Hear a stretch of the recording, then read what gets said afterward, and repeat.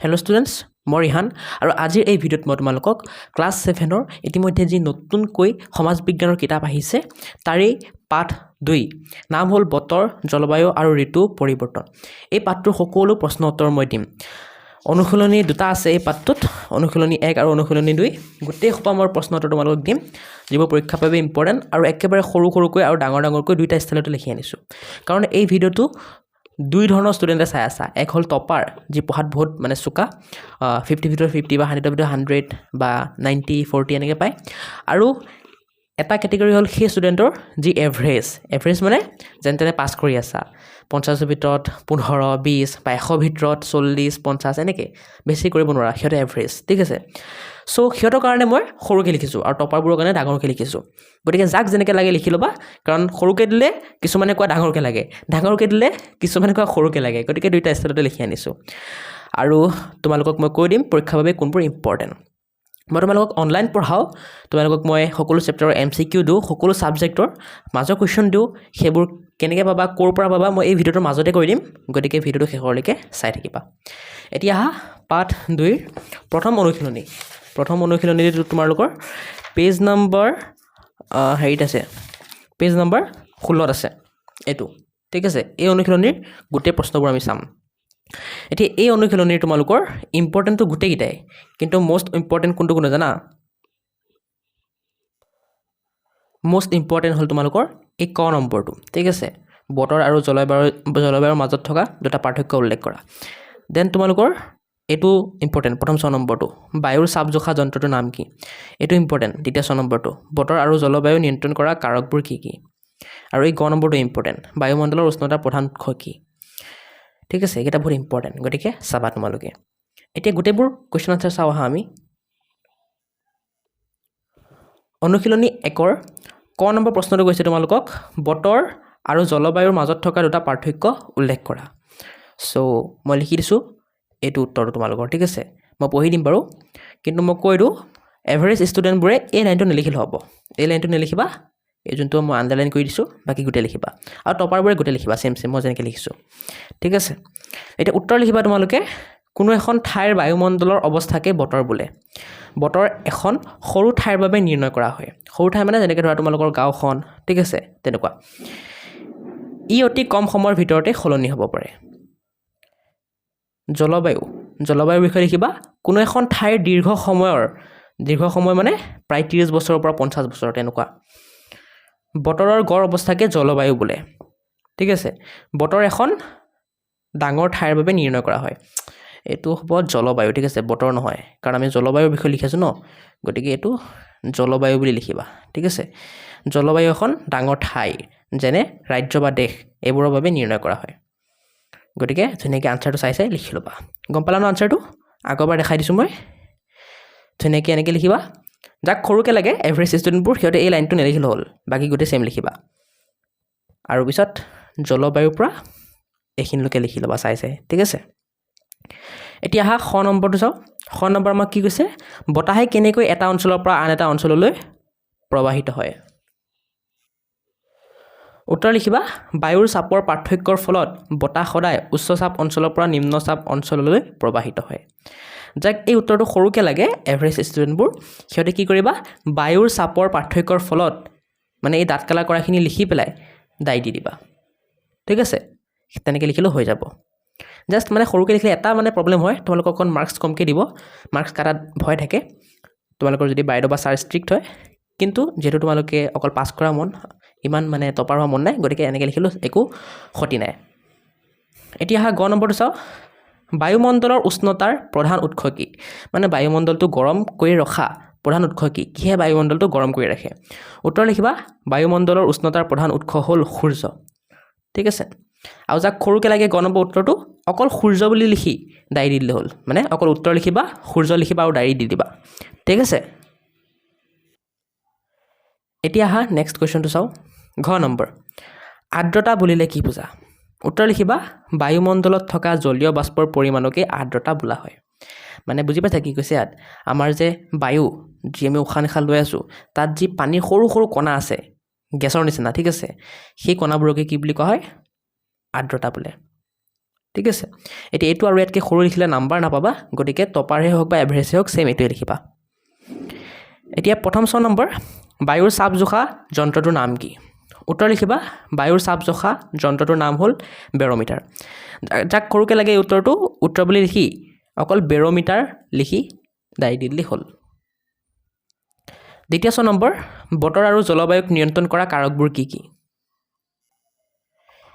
মানে বতৰ আৰু জলবায়ু কি কি কাৰকৰ কাৰণে হয় সেইটো কৈছে কি কি কাৰকৰ কাৰণে বেলেগ বেলেগ হ'ব পাৰে সেইটো লিখিব দিছে সো উত্তৰ লিখিবা অক্ষাংশ পৰ্বত পাহাৰৰ অৱস্থান সমুদ্ৰ পৃষ্ঠৰ পৰা উচ্চতা সাগৰৰ সান্নিধ্য মানে সাগৰ ওচৰত আছে নে দূৰত সেইটো সাগৰীয় সোঁত ভূ প্ৰকৃতি ভূমিৰ ঢাল আৰু উদ্ভিদৰ স্থিতি আদিয়ে বতৰ আৰু জলবায়ুক নিয়ন্ত্ৰণ কৰে এতিয়া যাক এই উত্তৰটো সৰুকৈ লাগে অকল অক্ষাংশ পৰ্বত পাহাৰৰ অৱস্থান সমুদ্ৰ পৃষ্ঠৰ পৰা উচ্চতা এইখিনি লিখি দাই দিলে হ'ল মানে অকল তাত কালাৰ কৰাখিনি লিখিলে হ'ল ঠিক আছে মই মেইনলি এভাৰেজ ষ্টুডেণ্টবোৰক কৈছোঁ টপাৰবোৰেতো ছেম লিখি দিয়া এজ ইট ইজ নেক্সট 2 নম্বৰ বৰষুণৰ সৃষ্টি কেনেকৈ হয় এইটো কাৰণে মই দুটা উত্তৰ লিখিছোঁ এটা এইটো ডাঙৰ এটা এইটো সৰু এভাৰেজ ষ্টুডেণ্টবোৰে এইটো লিখিবা আৰু টপাৰবোৰে এই ডাঙৰটো লিখিবা উত্তৰটো পঢ়ি দিছোঁ মই ডাঙৰ উত্তৰটো তোমালোকে চাইছে লিখি লোৱা সূৰ্যৰ তাপত নদ নদী সাগৰ মহাসাগৰৰ পানী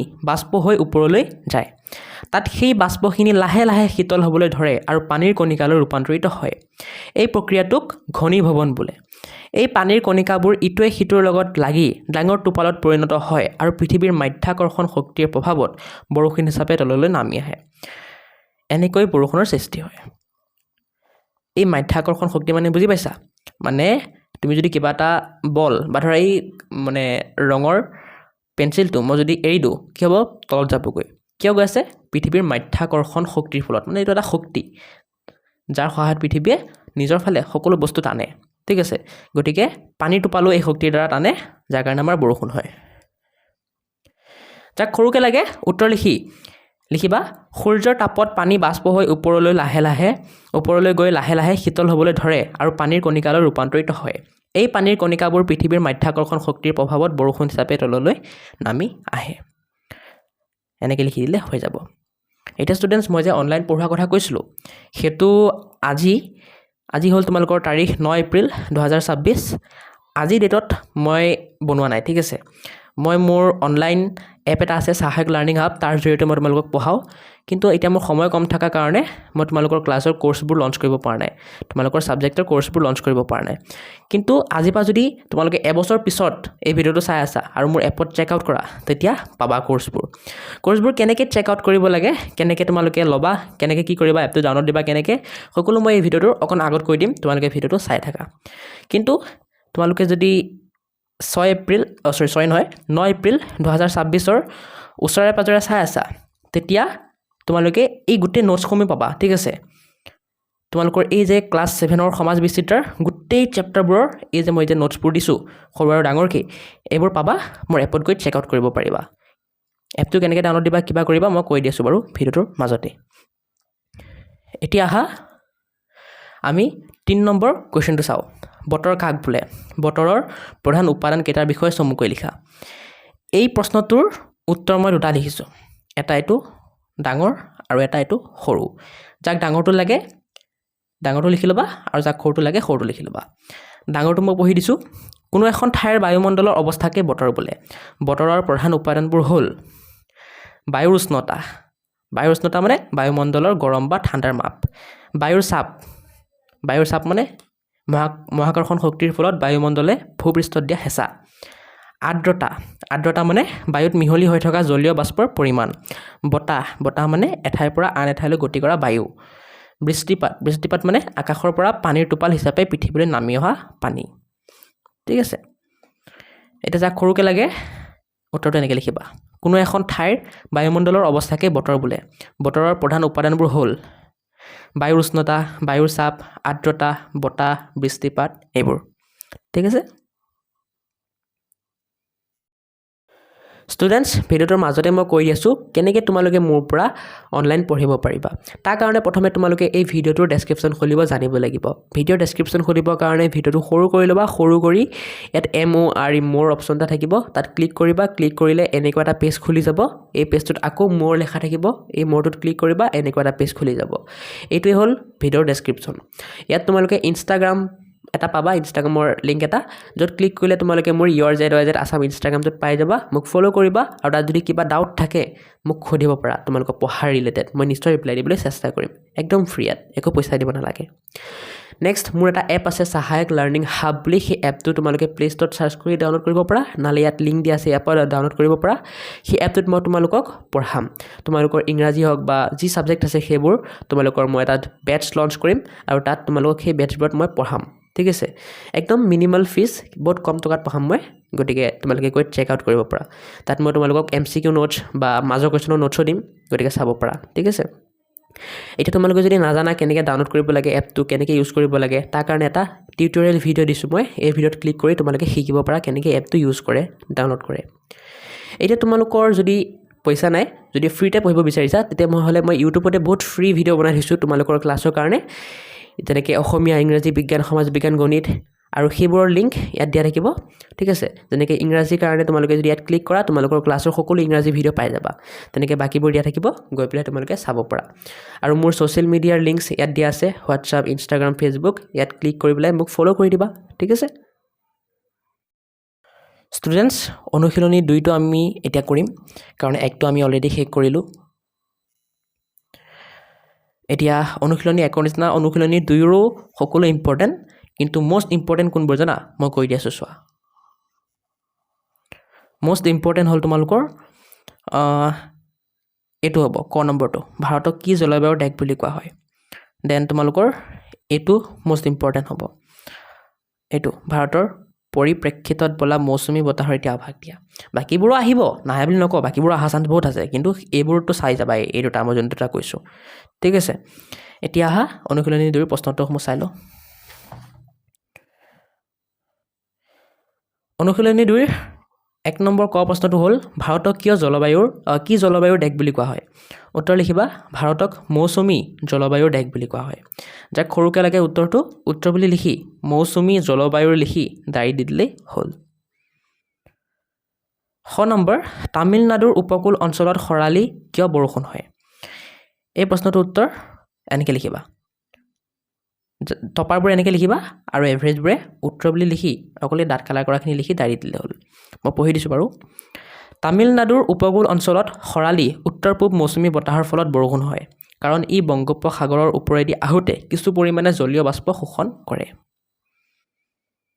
এতিয়া আহা গ নম্বৰটো চাওঁ গ নম্বৰ কৈছে আমাক কোনটো ঋতুত গছৰ পাত সৰিবলৈ আৰম্ভ কৰে উত্তৰ লিখিবা হেমন্ত ঋতুত গছৰ পাত সৰিবলৈ আৰম্ভ কৰে যাক সৰুকৈ লাগে উত্তৰ বুলি লিখি হেমন্ত ঋতুত লিখি দাৰি দি দিলেই হ'ল ঘ নম্বৰ ঋতু বিভাজনৰ ভিত্তি কি উত্তৰ লিখিবা ঋতু বিভাজনৰ ভিত্তি সাধাৰণতে স্থানীয় বতৰ আৰু জলবায়ু হয় জলবায়ুক নহয় দেই কটো কাটি দিবা মিষ্টেক হৈ যায় কেতিয়াবা টাইপিং মিষ্টেক কাৰণ ইমানবোৰ লিখিব লাগে ন চ' এইটো ইগন'ৰ কৰিবা ঠিক আছে এনেকৈ লিখিবা ঋতু বিভাজনৰ ভিত্তি সাধাৰণতে স্থানীয় বতৰ আৰু জলবায়ু হয় যাক সৰুকৈ লাগে উত্তৰ বুলি লিখি স্থানীয় বতৰ আৰু জলবায়ু লিখিলেই হৈ যাব উঙ নম্বৰ দক্ষিণ পশ্চিম মৌচুমী বতাহ ভাৰতৰ কোন দুখন সাগৰৰ ওপৰেৰে আহে উত্তৰ লিখিবা দক্ষিণ পশ্চিম মৌচুমী বতাহ ভাৰতলৈ আৰৱ সাগৰ আৰু বংগোপসাগৰৰ ওপৰেৰে আহে যাক সৰুকৈ লাগে উত্তৰ লিখি আৰৱ সাগৰ আৰু বংগোপসাগৰ লিখি দাৰি দিলে হ'ল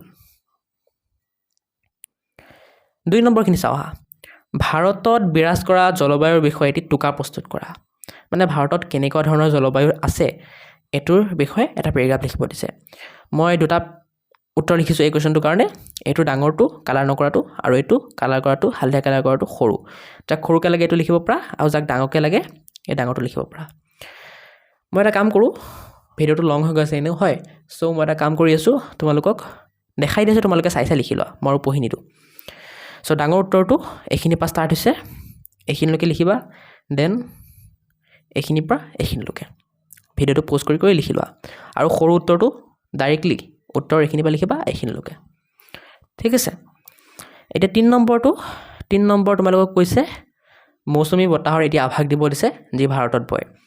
এইটো কাৰণে দুটা উত্তৰ লিখিছোঁ মই, এই কালাৰ নকৰাটো ডাঙৰ আৰু এই হালধীয়া কালাৰ কৰাটো সৰু। মই তোমালোকক ডাঙৰটো দেখাই দিছোঁ, তোমালোকে চাই লিখি লোৱা। ডাঙৰ উত্তৰটো এইখিনিৰ পৰা ষ্টাৰ্ট হ'ব, এইখিনিলৈকে লিখা, পিছত কণ্টিনিউ কৰিবা, এইখিনিৰ পৰা এইখিনিলৈকে লিখিবা, পিছত উত্তৰ পূব মৌচুমী বতাহৰ বিষয়ে এইখিনি লিখি দিবা, হৈ যাব।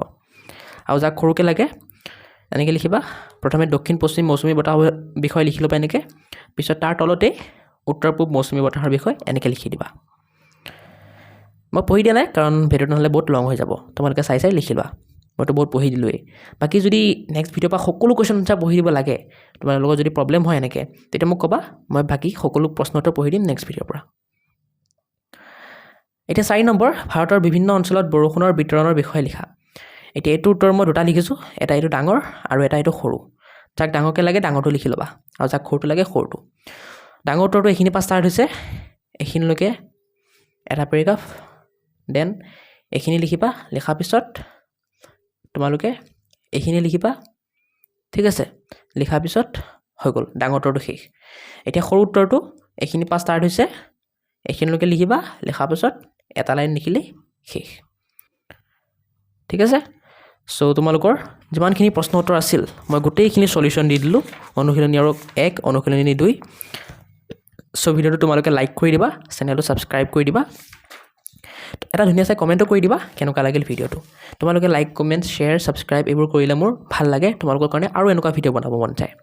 নেক্সট ভিডিঅ'ত যদি তোমালোকক পাৰ্ট 3 ভাৰতৰ কৃষি আৰু উদ্যোগ এই পাৰ্টটো লাগে, তেন্তে কমেণ্ট কৰা, যিমান বেছি কমেণ্ট আহিব সিমান সোনকালে মই ভিডিঅ' বনাব চেষ্টা কৰিম। এনটো মই বনামেই, কিন্তু কমেণ্ট বেছি আহিলে মই সোনকালে বনাম আৰু। চ' কমেণ্ট কৰা।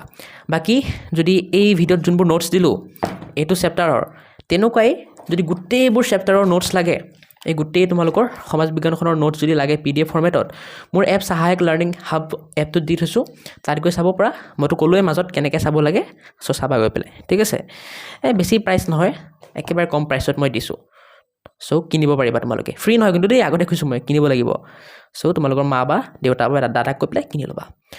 আজি ভিডিঅ'টো ইয়াতে সামৰিম আৰু, বাই।